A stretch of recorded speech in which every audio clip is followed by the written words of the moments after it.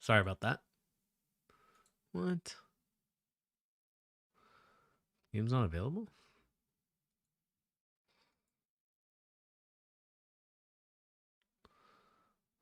Oh, it is. Hang on.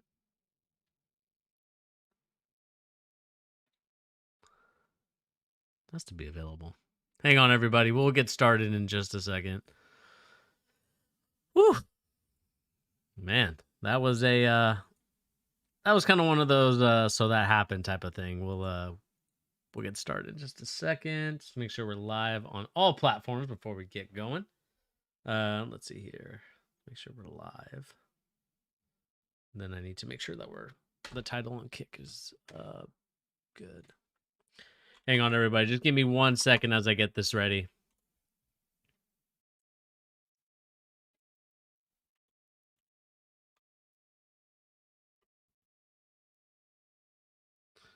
Creator dashboard. There we go. That's what I wanted. Okay, cool. Edit stream.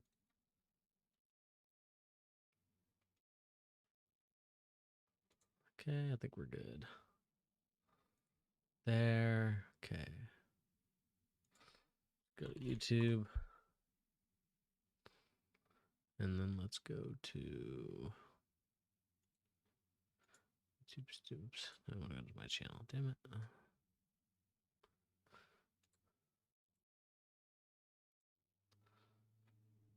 Okay, here we go.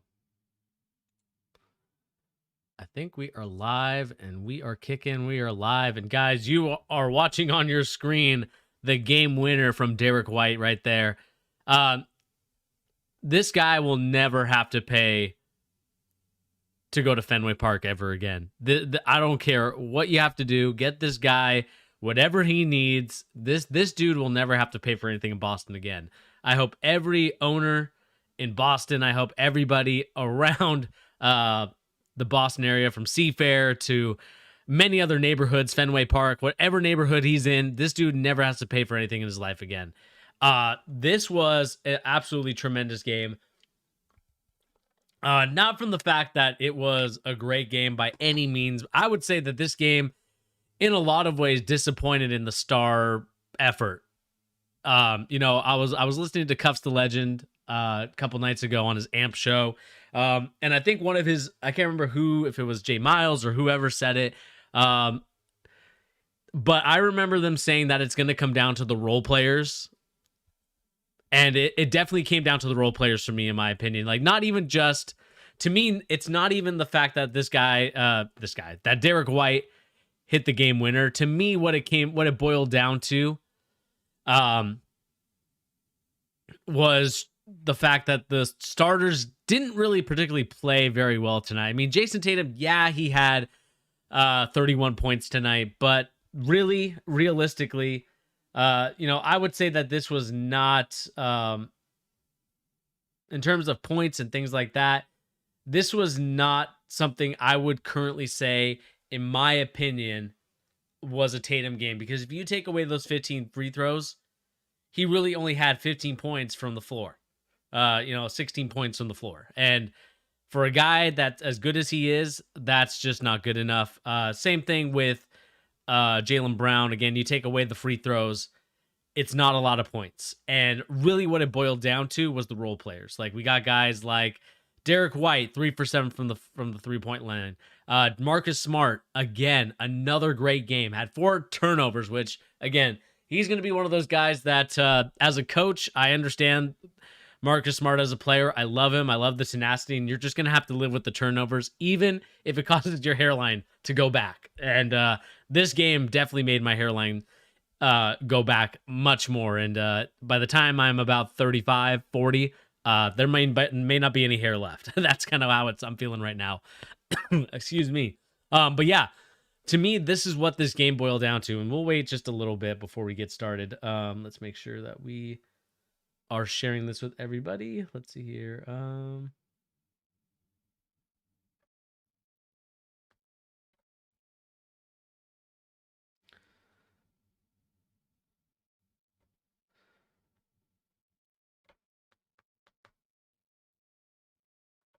Let's see here.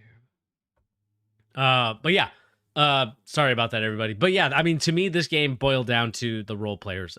Just like uh, Cuffs the Legends audience said.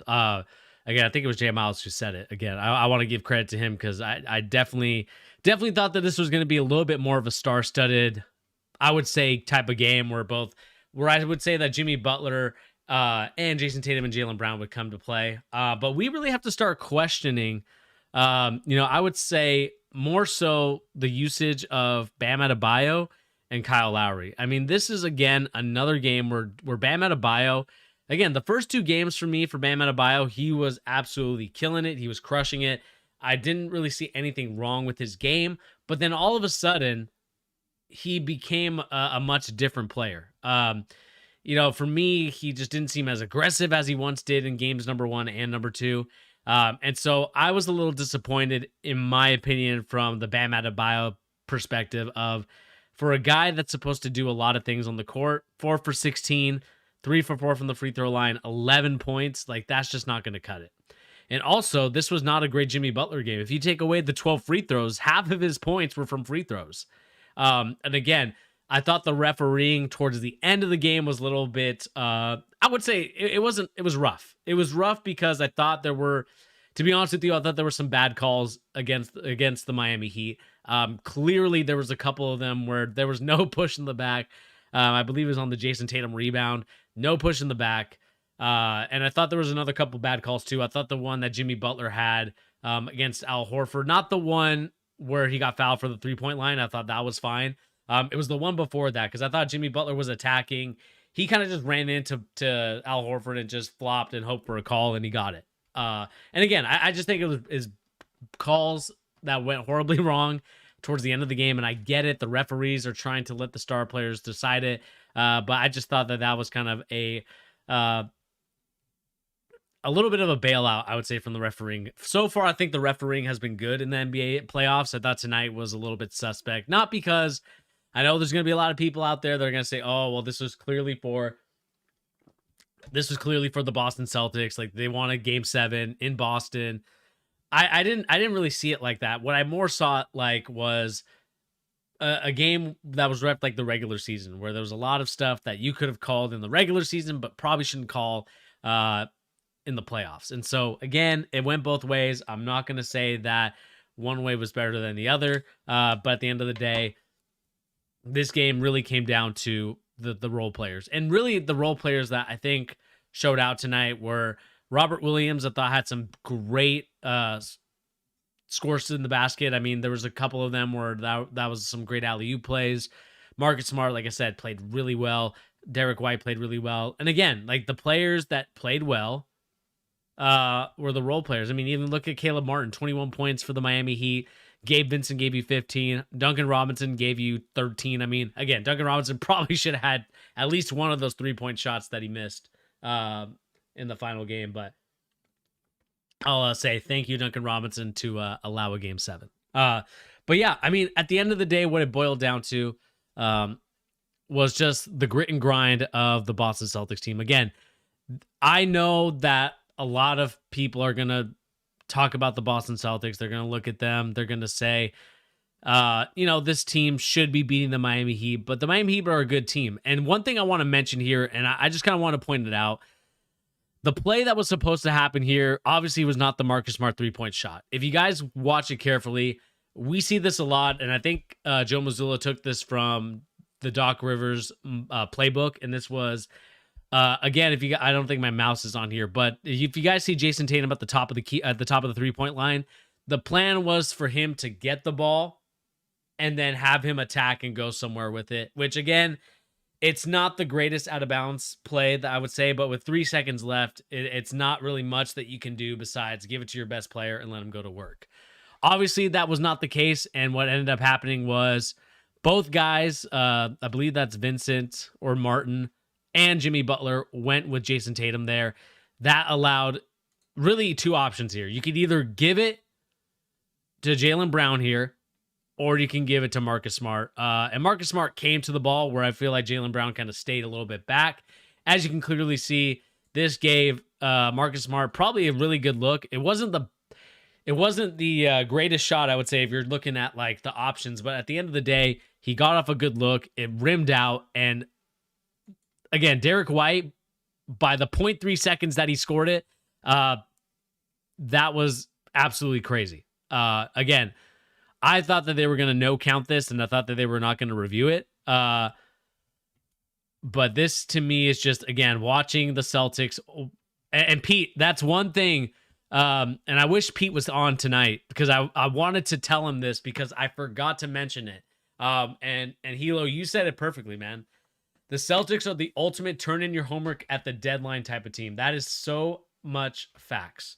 You know, when I really think about it, this team, and it's just like I would say anybody born in the 90s onward. Like it's the ultimate, let me wait until the deadline to do my homework. Let me wait to the deadline to even accomplish anything that I need to do in my life. Because like you said, I mean, we're going to a game 7. It took really the fourth quarter to finally pull out this victory. And I will say that this is what my heart rate looked like in that whole game. Kind of raising up, up by 10, I thought it was chilling. And then as soon as they got to that lead, Jimmy Butler scored. Then it was like, oh my God, we're out. And then we're back up. I mean, to me, like, that is the heart rate monitor of the Boston Celtics right now. I mean, it really did look like that.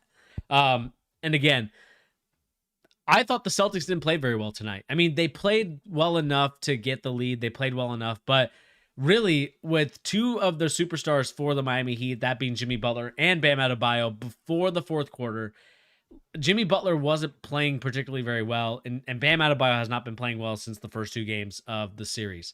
And when I really stop and look at that stuff, and when I really kind of think about the whole situation at hand, they're going to need those 2 guys to win these games. Like, I don't care if you have the greatest role players in the world, they still need their superstars to commit and do the stuff that they need to do.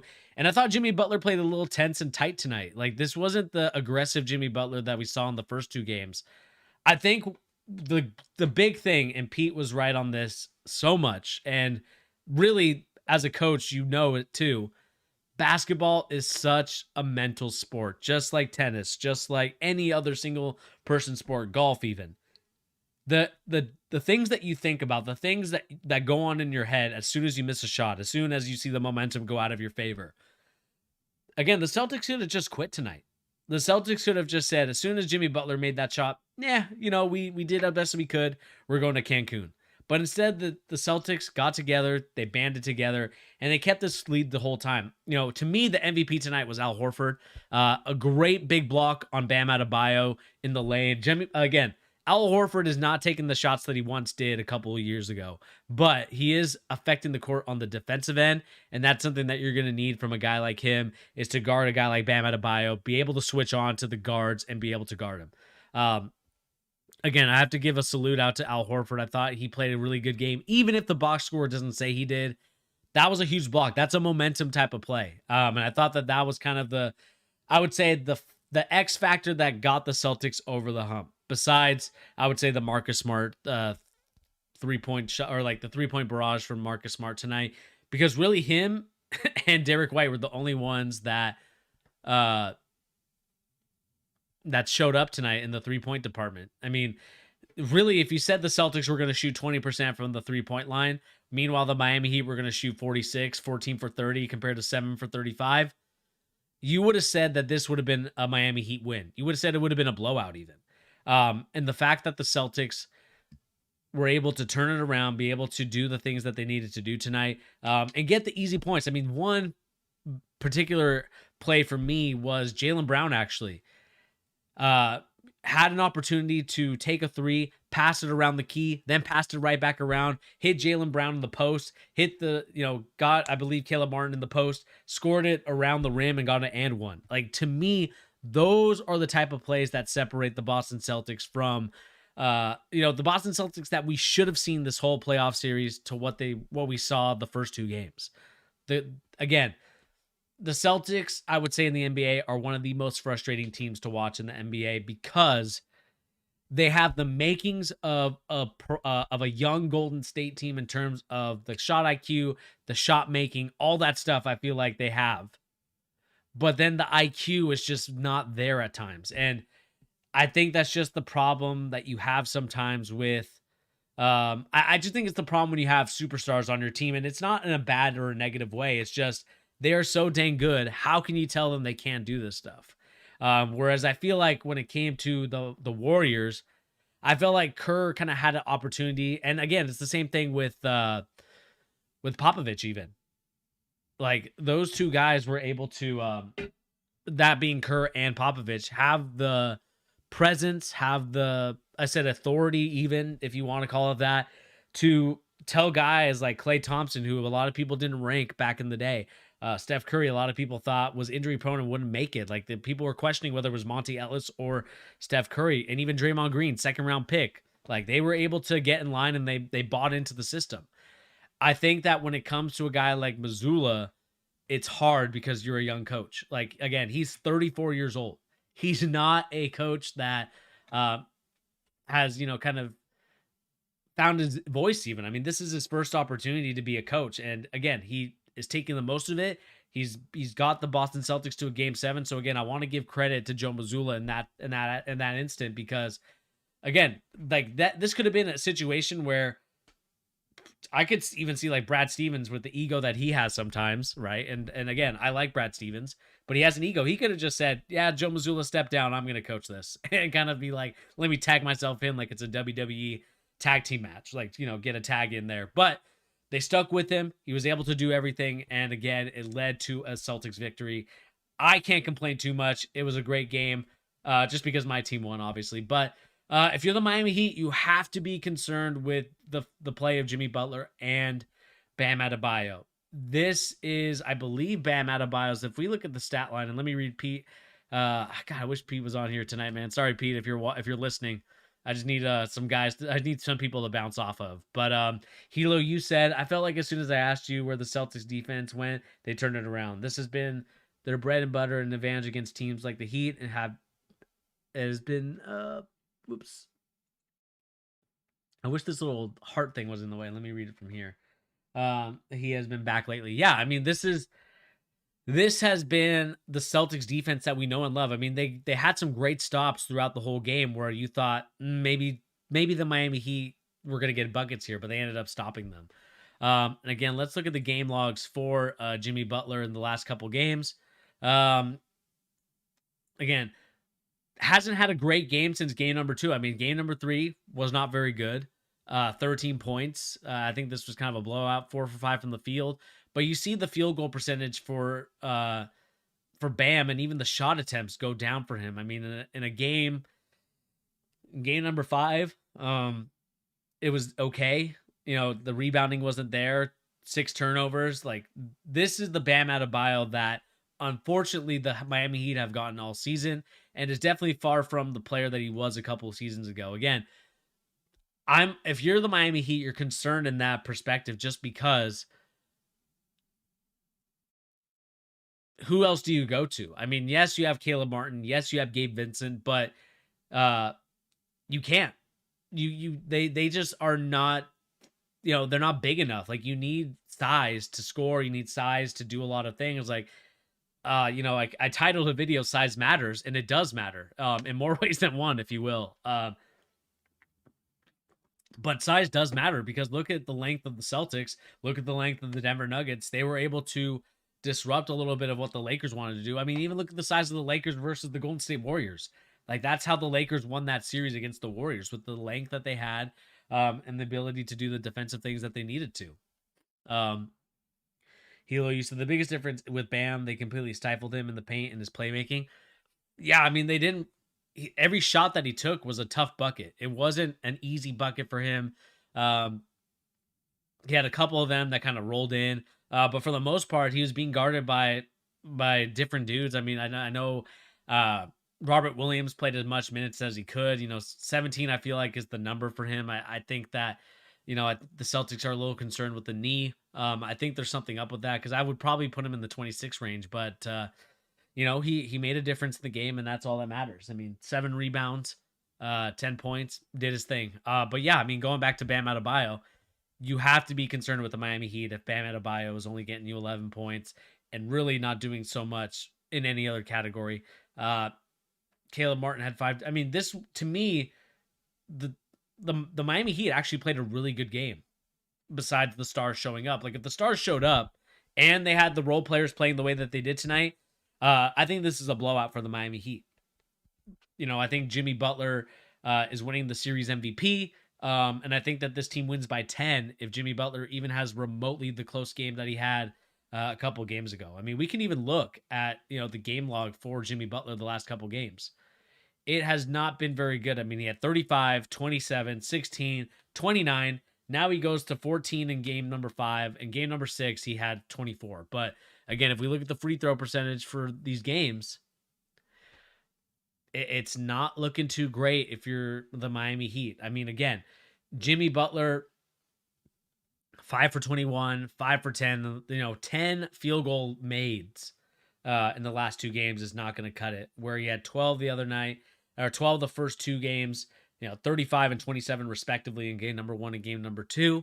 And I think that this is going to be one of those games. I don't know if it's going to be a blowout like a lot of people are saying for game number 7. But what I can see for the Celtics is a 15-point win. And again, in today's NBA, that's not really that much, in my opinion. I feel like that's more like if we're thinking back to like the 2000s, that's like more like an 8-point win. Just because of the fact that the 3-point shot is so lethal now, has been for a while. But, these teams make so many threes, they're never out of it. But I think the Celtics should be in a good position. And really, if you're the Miami Heat, you're concerned just a little bit because, again, we have not seen the Jimmy Butler or Bam Adebayo show since game number 1 and game number 2. Meanwhile, the rest of the guys for the Miami Heat have showed up for them. And so that is a concern if you're the Miami Heat, or if you're a fan of the Miami Heat. It is a tough situation. I mean, look at how much let's see how much the tickets are just to get in there. The cheapest ticket right now is $667. And like I told Pete on the weekend, you get this game to a game number 7, Memorial Day weekend, in an opportunity and a city that loves their Celtics so much. I mean, I think that this is going to be one of those situations where the hate for Boston will grow even more than what we've already seen it. Like, I know that a lot of people don't like the Celtics. I know what people think about them and their fan base, and a lot of them can be like that, and I'm not going to, sugarcoat that stuff. But what I will say is we got a game number 7 in Boston. It is going to be a fun atmosphere. I'll tell you that much. I don't know if anybody's been to the Garden before. I went there back in the day, just a little bit. I would say probably like middle school, high school-ish. It is a fun environment. When the crowd's really into it, when the crowd loves their team, there is no atmosphere like it. There is no atmosphere like it. It is, I would call it the Mecca of basketball. I know Pete is going to get mad at that because, Madison Square Garden is that. But really, like the championships, the history, all that stuff, it all happened in Boston. And I think a lot of people are going to be happy with what's going to be going on in Boston game number 7. Again, I think Tatum and I think Brown have to do a little bit better in that game. I thought tonight's game was okay from both standards. I mean, Jason Tatum didn't really get a score in the second half till like late in the third, which has been kind of a trend lately for Tatum, has been the third quarter. I just feel like the third quarter has kind of stifled Tatum at a lot of times. Let me see if I can look at the play-by-play and go to Jason Tatum and go to the third quarter. Because, again, didn't get a score besides free throws. And I'm not sure if they even count the free throws. Yeah, I don't think they count the free throws. I mean, to me, like, the fact that Jason Tatum didn't get a score and only took 3 shots in the third quarter, to me is a little bit of a concern. I know the Miami Heat went to their zone defense, which got them to get the 10-point lead down to the Jimmy Butler foul up by one type of bucket. But again, it is a tough scenario if you're the Miami Heat to lose a game like this, especially when Jimmy Butler clutched it at the line, made his free throws, and now you got to go uh, back to Boston to go play a game 7. Both teams are going to be tired. I'm actually going to be curious to see how the Boston Celtics play in this game because again, I think I think this is going to be another game where if Jason Tatum can at least have the 51 that we've seen,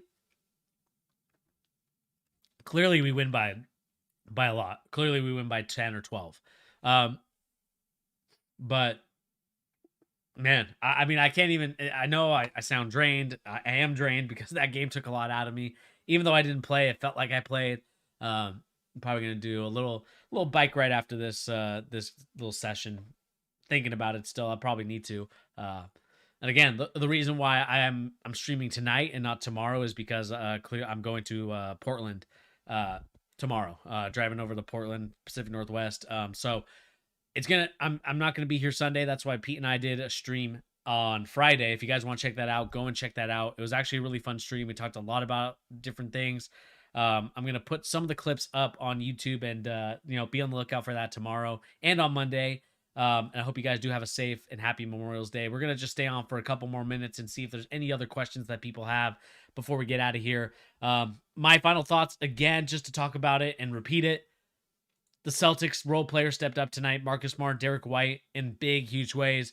Derek White will never have to pay for anything in the city of Boston ever again. Dude hit probably the craziest kind of. These are the things that you write in the movies about. These are the things that you see. And so to me, this is going to be a fun, really fun game number 7. I hope you guys stay safe. Derek White, the hero for tonight's game. Is that Tyler Hero's hair? Oh, never mind. I thought he was growing like a. I thought he was growing a mullet. Zach Harper.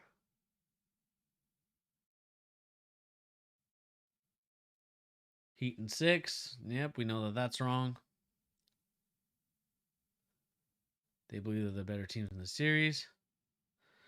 Yeah, I mean, we'll talk. I really do want to talk about this contract here with Zach LaVine and Kyrie Irving. We're going to talk a lot about this because Gilbert Arenas, come on, man. Don't be serious. I think that's really it. Luka Doncic getting into shape, which is great.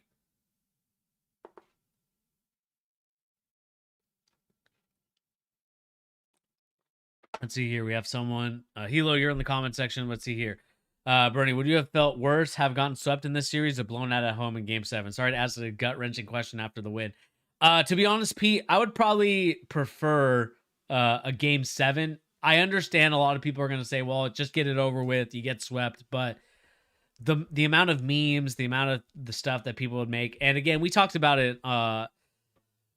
We talked about it on Friday with Pete. A lot of people would be talking about Jaylen Brown need to be moved. Like this isn't working out. And I'm tired of the narrative. I'm tired of the story. I mean, it's a dead story. I know that a lot of people are just saying that because they wanted to get broken up. But hey, man, I'm keeping this team together. I'm riding it through. There just may need to be some role players or some pieces that you have to trade to get some other pieces. But I think, like I said at the beginning of the series and really the beginning of the playoff video, this team is a perfect team. Like, there's no holes in it. Like, you could probably say Malcolm Brogdon, didn't really live up to. Well, he won 6th Man of the Year, but there was times where Malcolm Brogdon in the couple of these games in the series didn't really play up to where we needed him to, which I think is a little bit of nonsense. But I just, to me, I'm just tired of the narrative. Like it's getting exhausting talking about Jaylen Brown to a different team. Jaylen Brown doesn't like the city, doesn't like Tatum. Like I think Jaylen Brown likes it. I know that again, he said what he said about the Boston Celtics and the history and the fans there, some of the fans I would say. But at the end of the day, Tatum loves the basketball. He wants to win as many games as possible. And I think that's what people forget too. Like they're people at the end of the day, this is just a game that these guys love to play. And I think everyone on this team loves to play the game. There's not one guy on this team that screams like a Karl Anthony Towns. Sorry to call him out, but it's true. Like I think he's one of those guys. Joel Embiid can be like that a little bit. Sorry, Brad, if you're watching. I can see Joel Embiid just being a guy that loves the NBA, and I know he balls out, but I think he loves the status of being in the NBA until I see him get in the gym and really working on his body to be healthy. You said here, if an embarrassing loss, I was just wondering if an embarrassing loss would sting more. No, I mean, at the end of the day, we got it to a game 7. I would be much happier with a game 7 than getting blown out because, like I said, the memes would happen. People would just make fun of the Celtics, and I think they still would regardless. But this team is too good. This team is just too good to get blown out. This team is too good to lose these type of games. And Pete, the one thing that we talked about was just how infuriating this team can be. Like, to me, the way that the Celtics played in game number 1 and game number 2 were eerily similar to me of the finals last year where we lost the series. Like, to me, the Boston Celtics had this series won against the Golden State Warriors. I don't care what anybody says, and I'll scream it till the cows come home. Like, we had that series won, and then we just did some BS. Like, we talked about Tatum and Brown reverting back to their old selves. Those games in the finals were a reversion back to their old selves, and it was super frustrating to watch. And again, I really want to make sure that the Celtics don't do the same mistakes again, because it's again too good of a team to do that. I'm hoping that they can figure it out, because at the end of the day, that's what we want to watch basketball for. And again, this team is too good. To keep it simple, this team is just too good. And I just want to make sure there's nothing I'm missing here from all the Twitter sphere, seeing if there's anything going on. I'll see. I'll check out the Celtics hashtag in a second. Let's do this. Celtics hashtag, see what's coming up here. Buzzer beater. We can watch the buzzer beater here.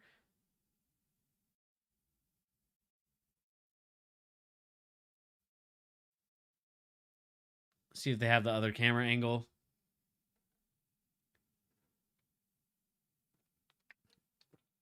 But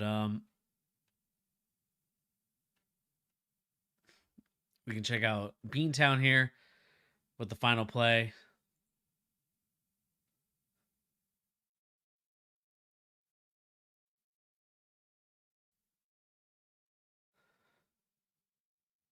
Woo.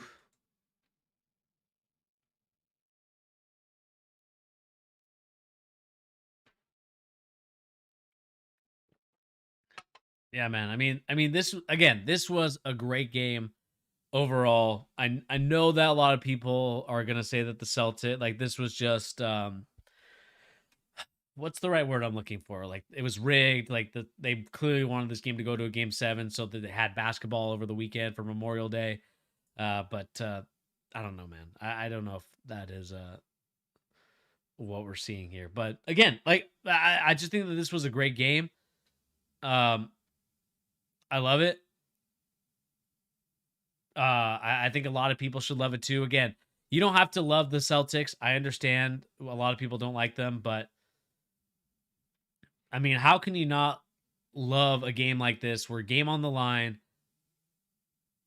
down by 1, the shot doesn't go the way you wanted it to. It was in and out. You thought it was going to go in, and then Derek White comes in and saves the day with a great putback bucket. Again, I kind of want to see here really quick. I mean, this is just kind of like you're just chasing the shooters. You don't really care about anything else other than making sure the ball doesn't get to Brown or Tatum. Ball goes there. Bam Adebayo loses him. I think that Strus, because you took 2 away from the ball, that's the risk and reward of doubling guys away from the basket. The risk or the reward is that you take the ball away from the star player, but then there's no one to box out the guy to get the putback, and it's basketball 101. You take draw two to you. And it doesn't even have to be you having the ball. You draw two towards you. You're able to kick it. You're kicking it to a guy, and there's always a free guy roaming around. So, with that being said, hopefully you guys did enjoy a little bit of what I had to say tonight. I know it wasn't very tactical or analytical besides the final shot. But at the end of the day, the Celtics won. We're going to a game number 7, Memorial Day, Monday, game 7, Boston in the Garden. Be there, be square, watch the game on TV. It's going to be electric. If you have a ticket and you're watching it, that is a very expensive ticket. I'm super jealous, but it's a high price, and those are very expensive tickets, even for nosebleeds. But hey, you're in the atmosphere. You're in the Garden. Who doesn't love a game number 7 for a chance to go to the NBA Finals? There's a lot on the line, and we'll see if the Celtics can be the first team to pull a 3-0 upset in NBA history. Anyway, guys, like I said, my name is Bernie. Thank you once again for joining me here on The Charge, giving the latest NBA news and rumors and also basketball opinions. Have a safe and happy Memorial Day weekend.